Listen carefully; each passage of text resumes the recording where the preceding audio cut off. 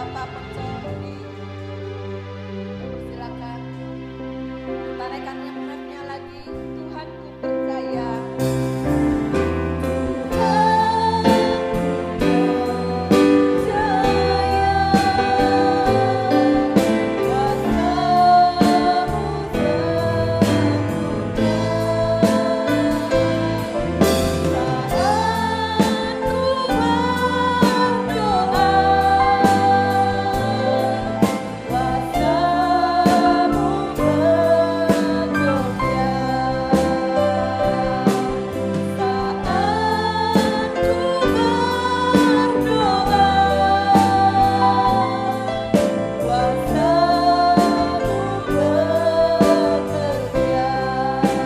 Tuhan, Bapak Ibu kasih Tuhan, hari ini kita kembali beribadah di rumah Tuhan, bertatap muka satu dengan yang lain, ya kita senang ya di rumah Tuhan. Begitu juga saya menyapa saudara-saudara yang tidak dapat hadir, yang mengikuti ibadah online, ya di rumah masing-masing dimanapun Anda berada, kita percaya Tuhan Yesus memberkati kita semua.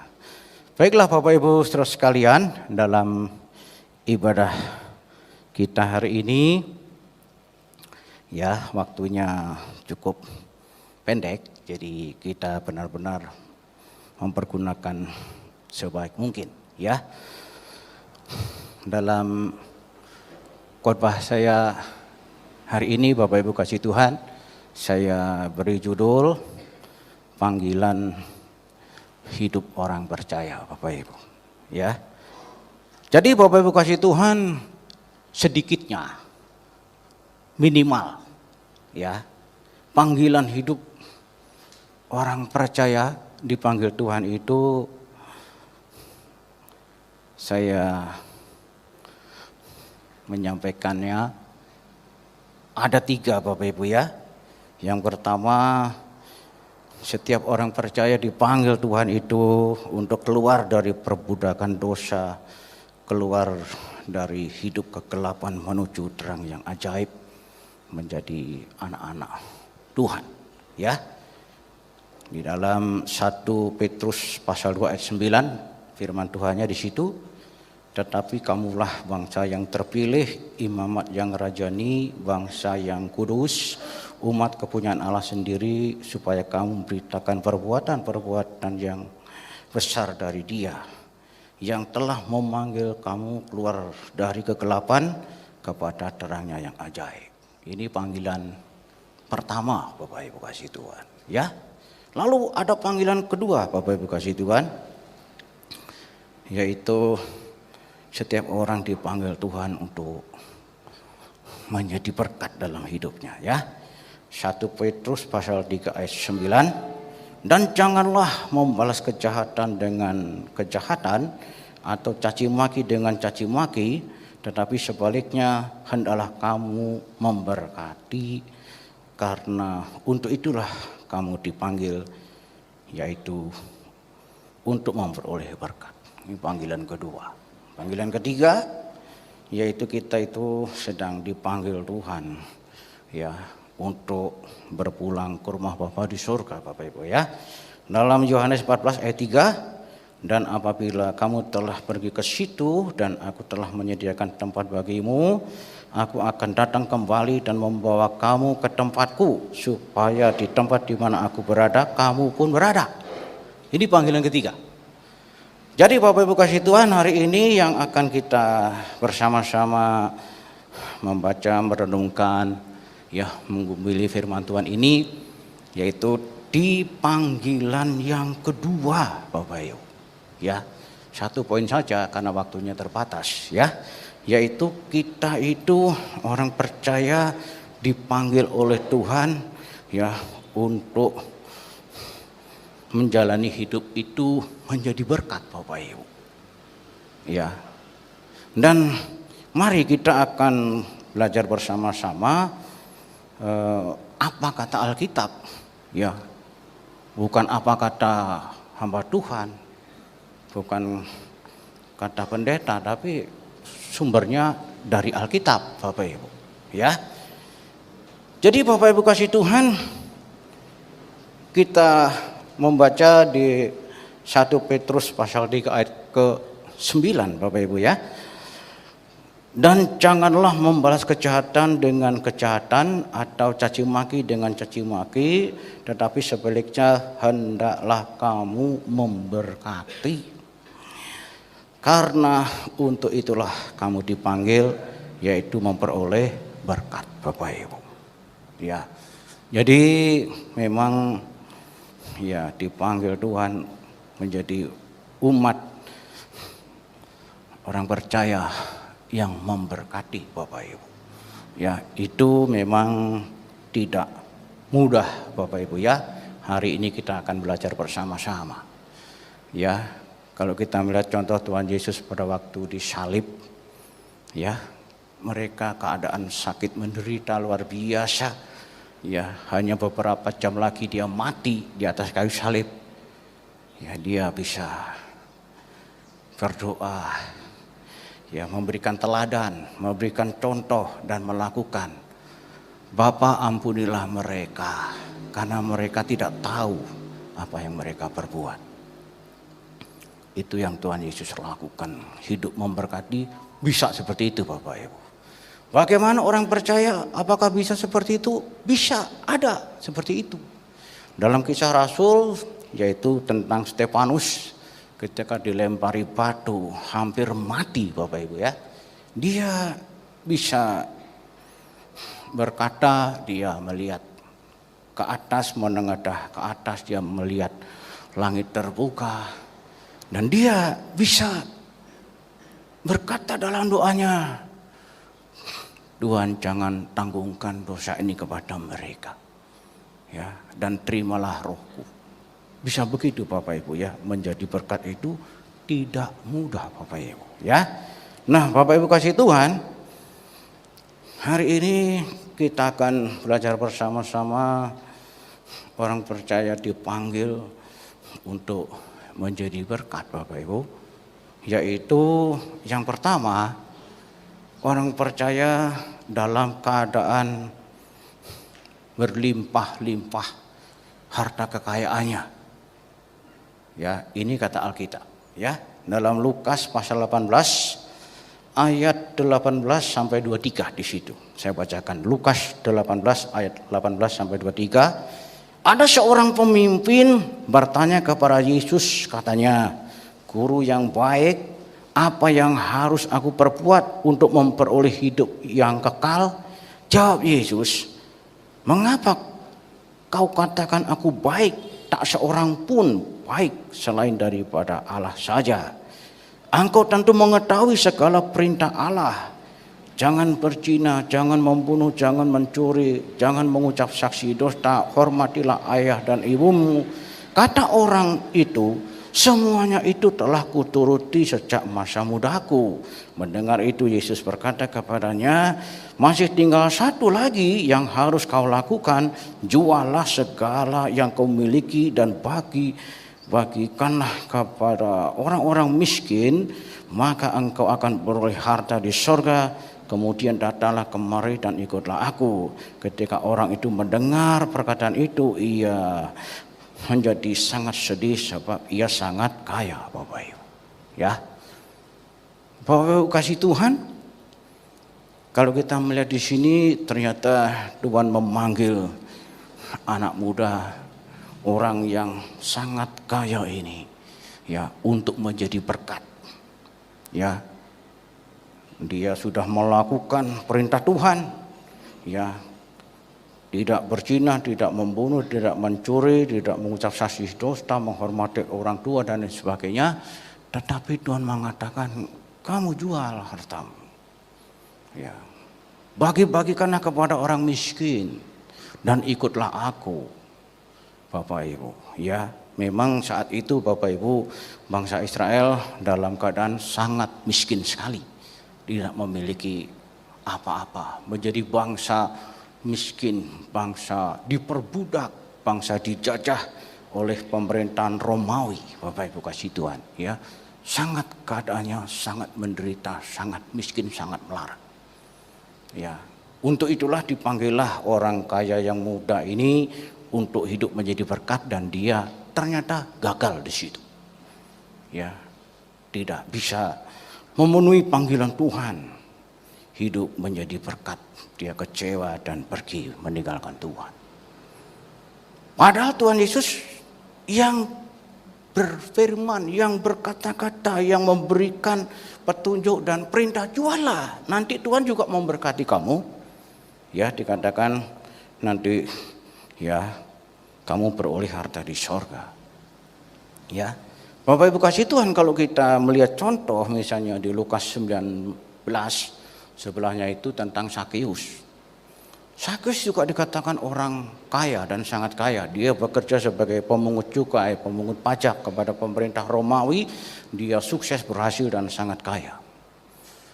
Ketika Tuhan Yesus datang ke rumahnya, ya, Sakeus merasa senang, gembira, luar biasa. Dan ketika Tuhan Yesus berkata, orang ini juga anak Abraham, ya, yang perlu mendapatkan ya keselamatan. Dan di situ Sakeus senang, bahkan Tuhan tidak menyuruh melakukan apa-apa, tapi Sakeus itu dia saking gembira, dia mengucap syukur kepada Tuhan. Dia berkata, Tuhan Yesus, ini hartaku separuh ini tak kasihin pada orang-orang miskin. Kalau dia punya harta 10 triliun, 5 triliun itu akan dibagikan kepada orang-orang miskin. Kalau ada orang-orang yang merasa dirugikan oleh saya, tak kembalikan 4 kali lipat Tuhan Yesus. Bisa begitu Bapak Ibu. Padahal Tuhan tidak memerintahkan sepatah kata pun tentang soal harta kekayaannya Bapak Ibu. Ya, jadi ini contoh orang yang meresponi hidup dipanggil oleh Tuhan menjadi berkat dalam keadaan berkelimpahan. Ya. Lalu yang kedua Bapak Ibu, apakah hanya orang-orang kaya saja yang dipanggil Tuhan untuk hidup menjadi berkat? Kalau kita melihat dalam 1 Raja-Raja pasal 17 ayat 9 sampai 13 Bapak Ibu ya. Di situ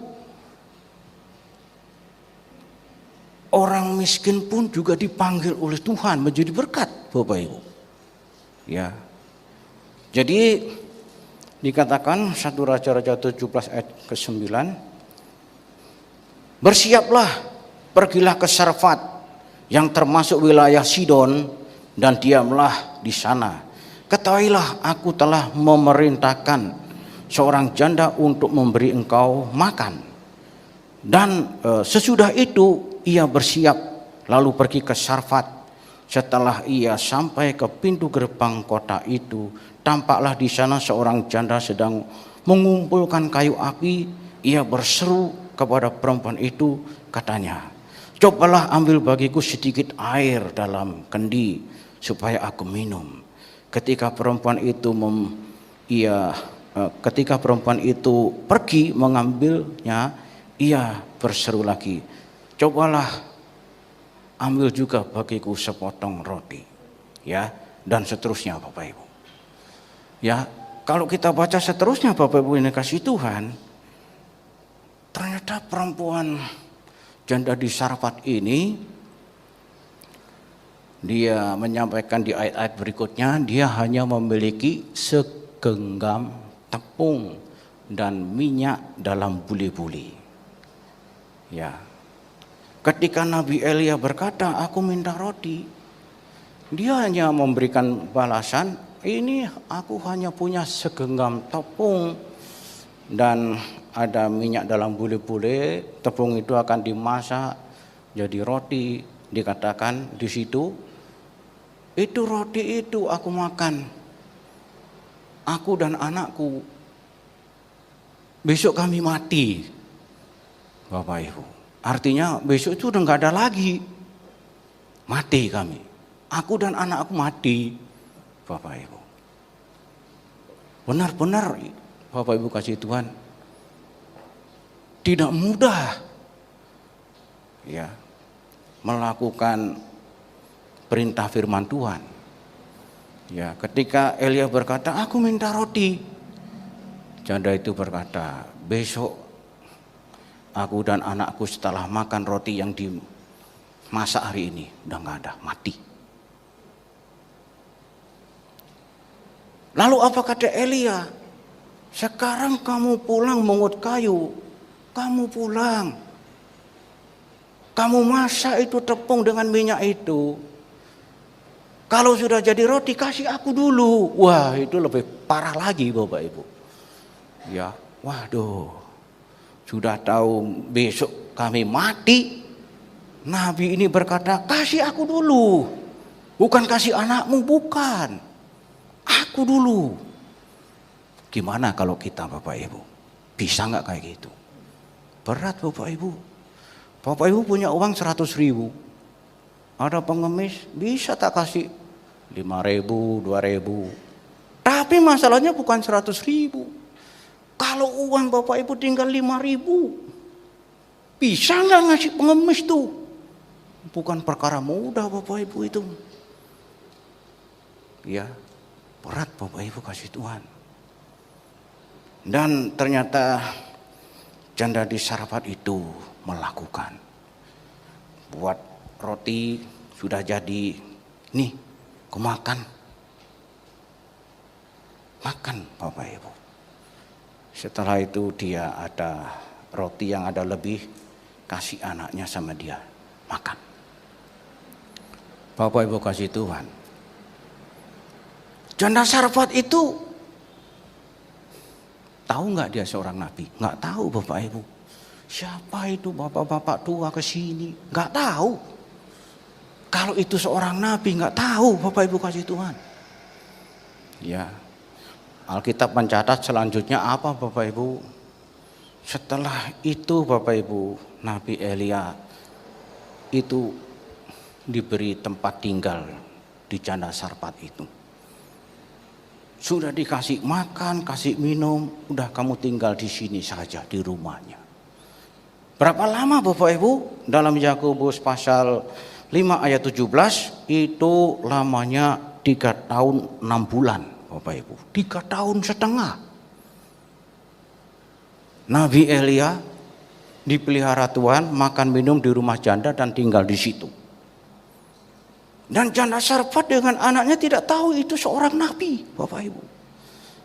Ketika janda Sarfat tahu bahwa itu adalah seorang nabi, seorang abdi Allah, ketika anaknya sakit dan mati, Bapak Ibu. Dia nangis susah, anak satu-satunya sakit dan mati. Ya. Baru Nabi Elia mendoakan. Ya, didoakan pertama, Tuhan pulangkan rohnya anak ini. Masih mati. Doa lagi, Tuhan pulangkan roh anak ini. Masih mati juga.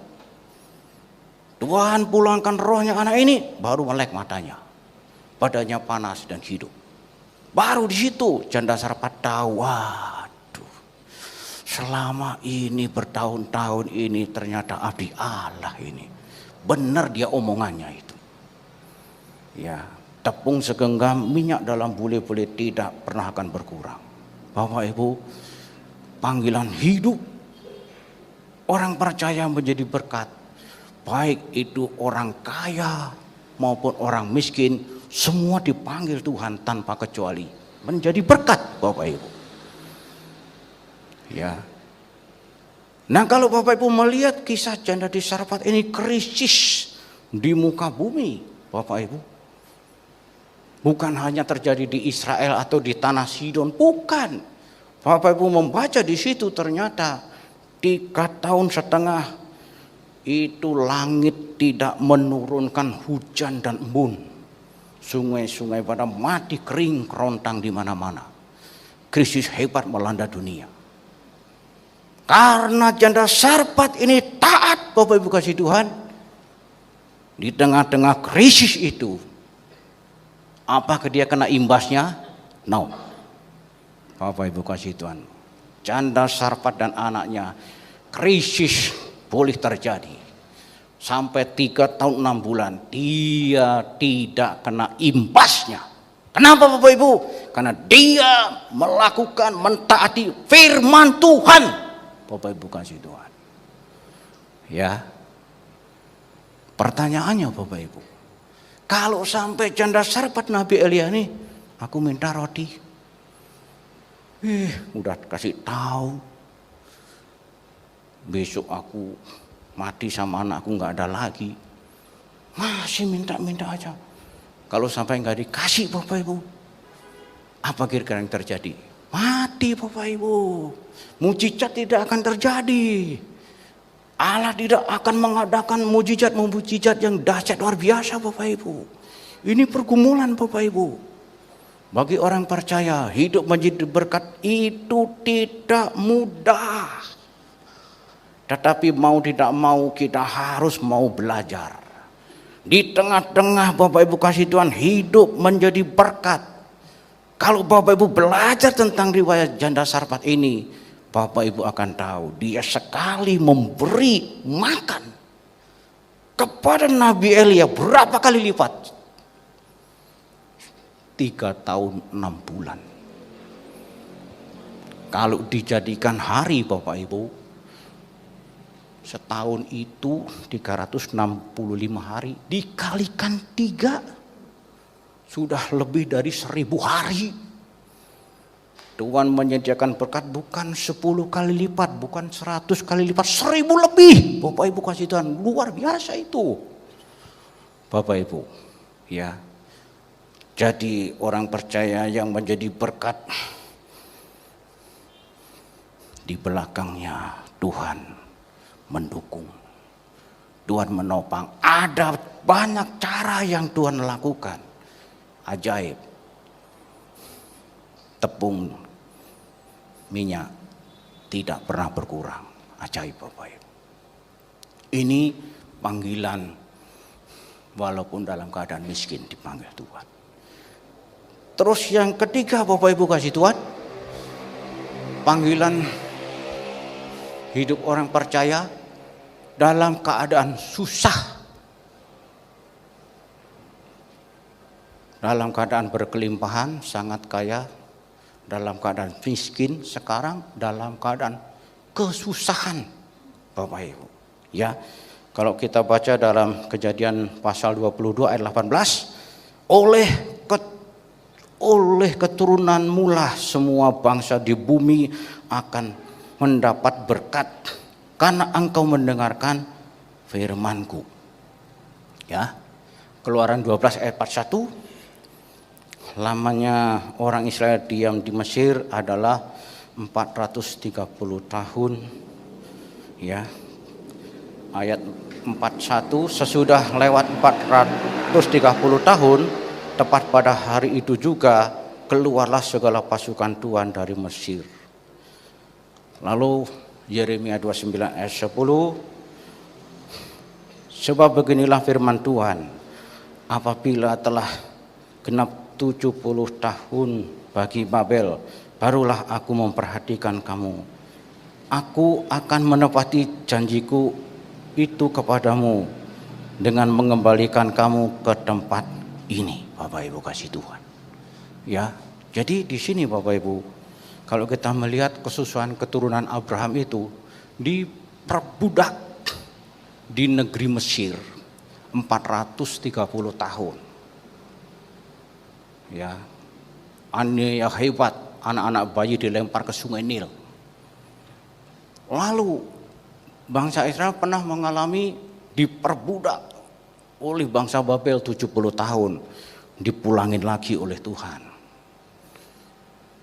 Sesudah dipulangin dari Babel, Bapak Ibu kasih Tuhan, itu ada rentang sekitar 400 tahun Bapak Ibu. Sejarah kitab Perjanjian Lama, ya, sampai muncul kitab Perjanjian Baru, itu ada rentang waktu sekitar 400 tahun, ya, yaitu yang diakhiri oleh Nabi Maleakhi. Kitab Perjanjian kan terakhir kitab Maleakhi oleh Nabi Maleakhi. Sesudah itu selama 400 tahun Allah tidak berbicara. Allah berhenti berfirman kepada bangsa Israel. Dikatakan masa yang sunyi, masa keheningan Bapak Ibu. Barulah muncul yaitu Yohanes Pembaptis, kitab Perjanjian Baru. 400 tahun Bapak Ibu. Itu bangsa Israel mengalami perbudakan bangsa Media Persia, diperbudak bangsa Yunani, diperbudak bangsa Romawi. 400 tahun. Sejarah Bapak Ibu. Ya, mengatakan seperti itu. Lalu kalau kita melihat Bapak Ibu kasih Tuhan, dari tahun Masehi, dari zaman Tuhan Yesus datang, dari awal tahun Masehi, orang Israel mengalami merdeka yaitu tahun 1948. Jadi selama 1948 bangsa Israel itu susah Bapak Ibu. Negaranya berantakan, dia hidup di mana-mana, tersebar, diserakkan Tuhan ke seluruh bumi. Yang paling mengerikan Bapak Ibu, ya sebelum Perang Dunia Kedua 1942, bangsa Israel yang di Jerman Bapak Ibu itu dibasmi oleh Adolf Hitler, dimasukkan kamp konsentrasi, dikeluarkan gas beracun, 6 juta orang Israel mati. Ya, secara manusia, waduh, ini kalau di total Bapak Ibu kasih Tuhan 2 juta ya 448 tahun. Lebih, masih lebih Bapak Ibu, sesudah orang Israel merdeka tahun 1948, itu tahun 1967 masih perang dengan bangsa-bangsa yang ada di sekitarnya Bapak Ibu. Ya. Kalau Bapak Ibu kita memikirkan firman Tuhan, Tuhan kan sudah berfirman kepada Abraham, keturunanmu nanti akan menjadi berkat. Ya, semua bangsa di bumi akan mendapat berkat. Bagaimana bisa terjadi? Bapak Ibu, ini kalau Bapak Ibu pikirkan, apa ada nih bangsa-bangsa yang mengalami kesusahan sampai lebih dari 2.500 tahun ke atas? Enggak ada Bapak Ibu. Ya, tetapi Bapak Ibu, ini firman Tuhan. Firman Tuhan itu ya dan amin. Firman Tuhan itu pasti dan tidak pernah gagal. Dia tak pernah gagal karena dia Allah dan seterusnya. Ada nyanyian? Ya. Secara manusia memang nggak bisa bangsa Israel bisa menjadi berkat bagi dunia. Tidak mungkin. Orang India bilang nehi katanya. Nggak bisa tuh. Riwayatnya kayak begitu. Tetapi Bapak Ibu, namanya firman Tuhan. Tuhan yang melakukan. Ya, Palestina itu dalam peperangannya terakhir itu di bawah kekuasaan bangsa Inggris. Akhirnya bangsa Inggris itu kan orang Eropa yang mengenal firman Tuhan, akhirnya dipulangin. Wah, ini umat pilihan Allah ini. Ini negara kerajaan dulu orang Israel punya di situ. Dah, bangsa Israel kamu pulang. Negeri itu aku berikan lagi kepadamu. Pulang Bapak Ibu. Orang Israel tidak perlu mengalami kesusahan, mereka pulang. Makanya penduduknya sedikit sampai sekarang. Ya, tapi Bapak Ibu kasih Tuhan, orang Israel ternyata ya digenapi oleh Tuhan. Hidupnya menjadi berkat bagi dunia. Hebat Bapak Ibu. Kalau Bapak Ibu memikir, masa iya nih? Ya Bapak Ibu kan tahu pasar dunia. Bukan pasar ibu kota, Jakarta, Singapura hebat, di London, Inggris hebat. Ya di Moskow, di Washington, di Beijing. Bukan, yang hebat itu pasar dunia. Yaitu internet. Itu pasar dunia. Nggak ada yang bisa mengalahkan.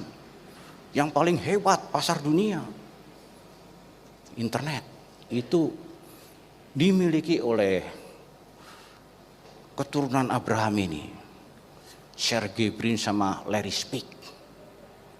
dunia menggunakan internet di mana-mana. Itu milik keturunannya Abraham. Bapak Ibu sekarang pada punya WA. WA itu juga punya Jankom. Itu punyanya keturunan Abraham. WA itu. Hebat Bapak Ibu. Penduduk di muka bumi sekarang ini lebih dari 7 miliar. Orang-orang yang menggunakan WA lebih dari 2 miliar. Jadi dikatakan dalam satu hari itu orang-orang mengirimkan pesan-pesan itu disampaikan di situ. Wih, bisa 60 miliar orang di dunia itu menggunakan WA itu dalam satu hari. Bapak Ibu bisa bayangkan, saya aja kirim WA itu kepada siapa saja itu berapa kali itu, satu orang itu, baru satu orang itu. Udah kalau orang miliaran, bisa bayangin tuh. Pernah Mark Zuckerberg, pemilik Facebook, mengatakan pernah sampai 100 miliar dalam satu hari orang-orang kirim WA itu. Menjadi berkat Bapak Ibu. Bisa begitu. Bapak Ibu tahu Android ya, itu punya dari Andre Rubin. Pakai Android yang kita pakai itu. Di mana-mana orang begitu. Keren, ini kecil. Canggih luar biasa, ya. Lalu prosesor Intel, otaknya komputer, otaknya laptop. Itu juga punya keturunan Abraham. Bisa Bapak Ibu. Paling-paling bangsa yang tidak menggunakan milik orang Israel itu sedikit. Paling Korea Utara, paling Soviet, paling Tiongkok. Tapi di luar itu pada umumnya itu hampir 200 negara di bumi menggunakan Bapak Ibu.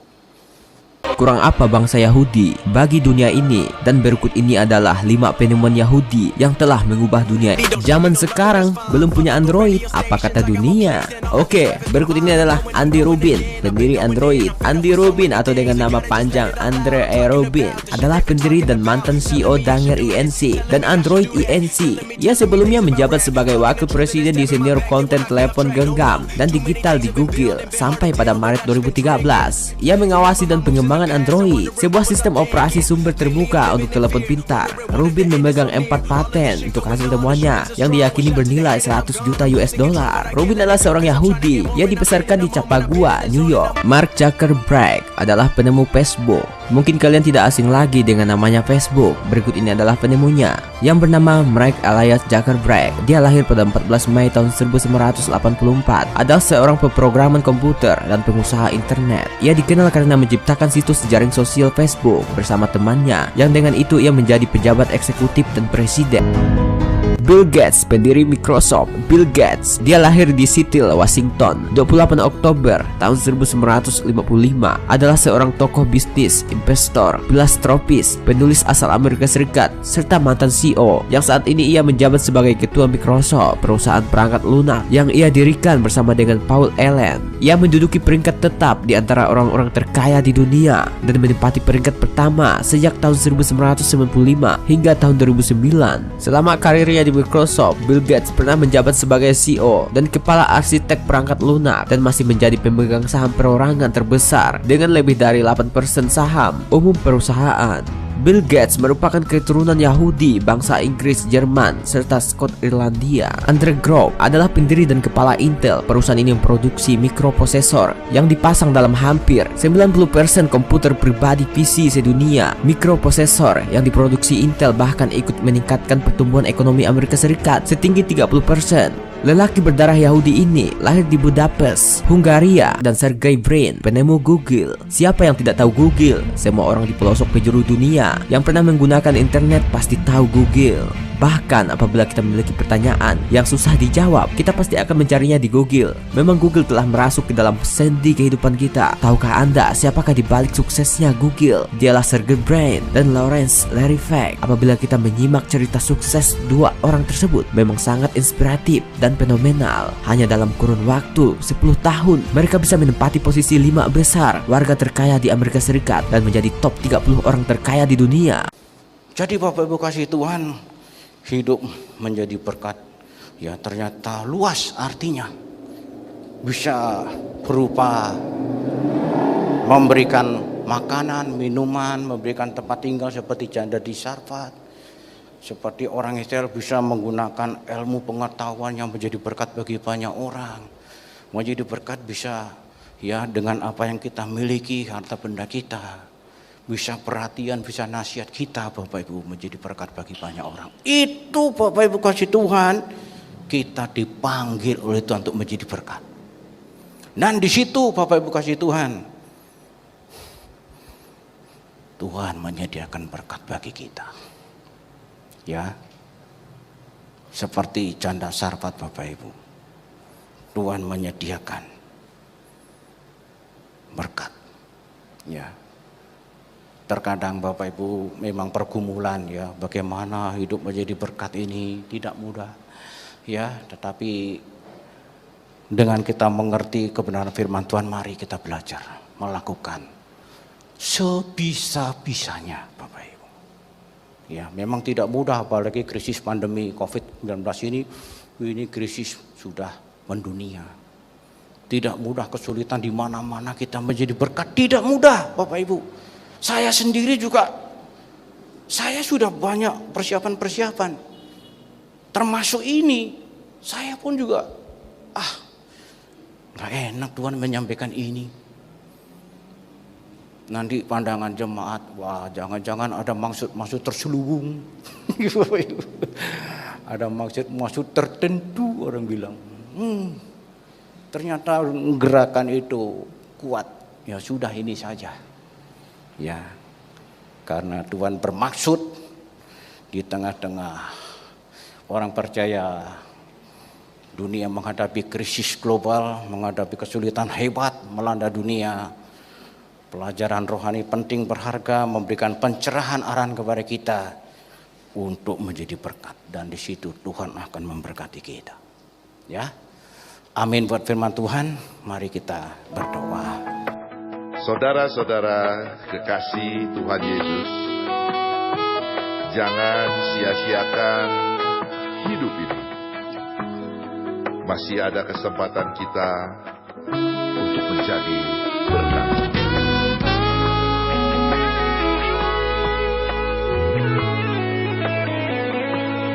Hidup ini adalah kesempatan. Hidup ini untuk melayani Tuhan. Jangan sia-siakan waktu yang Tuhan beri. Hidup ini harus jadi berkat.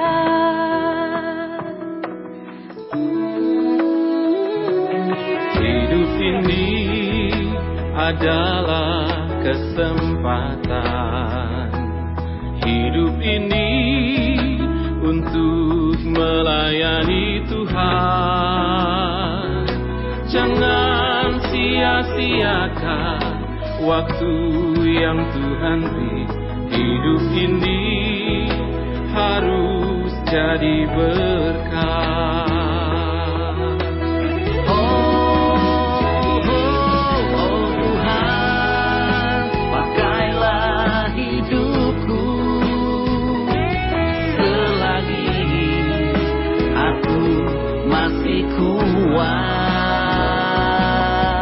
Bila saatnya nanti ku tak berdaya lagi, hidup ini sudah jadi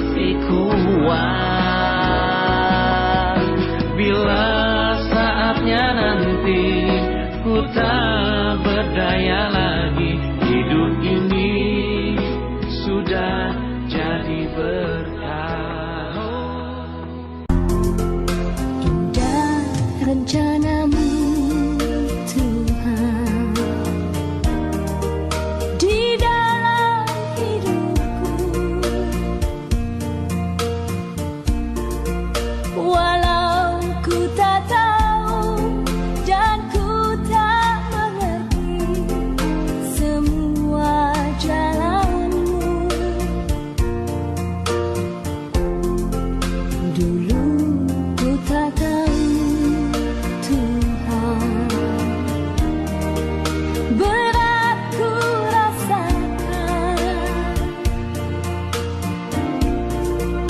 hati menderita dan ku tak berdaya menghadapi semua. Tapi ku mengerti sekarang, Kau tolong padaku. Kini ku melihat dan ku merasakan indah rencanamu. Tapi ku mengerti sekarang, Kau tolong padaku.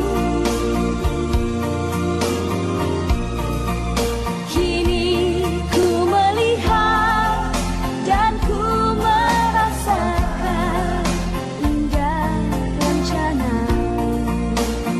Ku cinta padamu Tuhan, aku rindu hadirat-Mu Tuhan. Aku ingin selalu dekat padamu, menikmati kehadiran-Mu. Ku nyanyi Hosana bagi Rajaku yang duduk